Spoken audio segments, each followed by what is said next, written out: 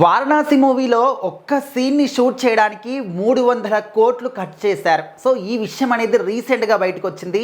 మరి అఫీషియల్గా ఈ న్యూస్ అనేది బయటికి చెప్పకపోయినప్పటికీ తెలిసిన వాళ్ళు మాత్రం చాలా చాలా షాక్ అవుతున్నారు.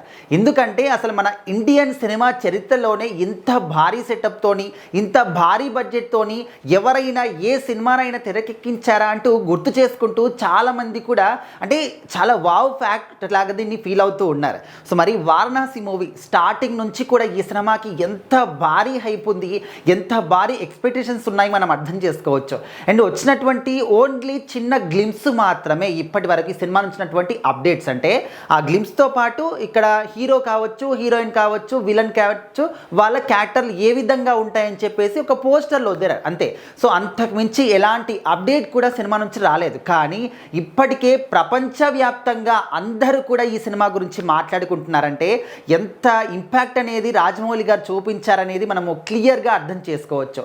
అండ్ ఈ సినిమా అనేది మైథాలజీ ప్రకారం ఉంటుందా, సైంటిఫిక్గా ఉంటుందా, లేకపోతే ఏంటి ఎవరు కూడా అర్థం కాలేదు. సో దీనికి రాజమౌళి గారు ఏం సమాధానం చెప్పారు అంటే కొంచెం సైంటిఫిక్గా కావచ్చు, మైథలాజికల్గా కావచ్చు, సో ఈ విధంగా అన్నీ కూడా మిక్స్ అయి ఉంటాయని చెప్పేసి కూడా ఒక సమాధానం చెప్పారు అంటూ అప్పట్లో మాట్లాడుకున్నారు. సో ఫ్యాంటసీ మైథలాజికల్ మూవీ అని చెప్పేసి కూడా రాజమౌళి గారే క్లియర్గా కూడా చెప్పారు. సో అంటే ఎలాంటి మూవీ అయినప్పటికీ కూడా రాజమౌళి గారి మూవీ అంటే చాలు ప్రేక్షకులు మాత్రం చాలా చాలా ఈగర్గా వెయిట్ చేస్తూ ఉంటారు. ఆ సినిమా ఏ రేంజ్లో ఉంటుందో అనేది మనము ఇంకా సినిమా గురించి ఏం అప్డేట్స్ రాకముందే కూడా ఊహించుకోవచ్చు. సో మరి ఈ సినిమాకి సంబంధించి ఒక్కొక్క అప్డేట్స్ వస్తున్నా కొద్దీ ఇంకా భారీ హైపు, ఇంకా జనాల్లో ఇంకా ఇంట్రెస్ట్ అనేది, ఆతృత అనేది పెరుగుతూపోతుందన్నమాట. సో ఇప్పుడు ఏంటంటే తాజాగా వచ్చినటువంటి ఈ న్యూస్ ఏంటంటే ఒకే ఒక్క సీన్ని షూట్ చేయడానికి 300 కోట్లు ఖర్చు చేశారంట. సో మరి ఆ సీన్ ఏదో కాదు, త్రేతాయుగానికి సంబంధించినటువంటి సీను. అది ఒక 25 నిమిషాల పాటు ఉంటుందంట.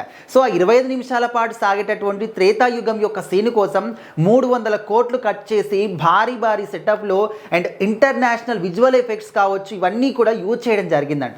సో అందుకోసం అని చెప్పేసి 300 కోట్లు ఖర్చు అయ్యాయి అంటూ ఒక న్యూస్ మాత్రం బయటకు వచ్చేది.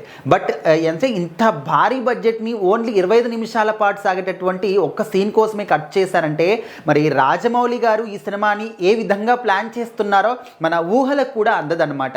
సో ఈ మధ్యకాలంలో మనం చూస్తూ ఉన్నాం, కొన్ని 100 కోట్లు పెట్టి సినిమాలు చేసినప్పటికీ కూడా కనీసం అందులో సగంలో సగము రిటర్న్ వచ్చినటువంటి సందర్భాలు కూడా లేవు.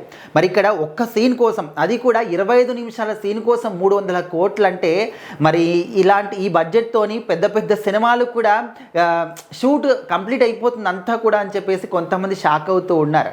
బట్ ఏదేమైనప్పటికీ మహేష్ బాబు గారికి మాత్రం పాన్ ఇండియా రేంజ్లో ఒక్క మూవీ కూడా మహేష్ బాబు గారు చేయకపోయినప్పటికీ పాన్ ఇండియా రేంజ్లో మాత్రం మంచి ఫ్యాన్ బేస్ అనేది ఆయనకు ఉంది.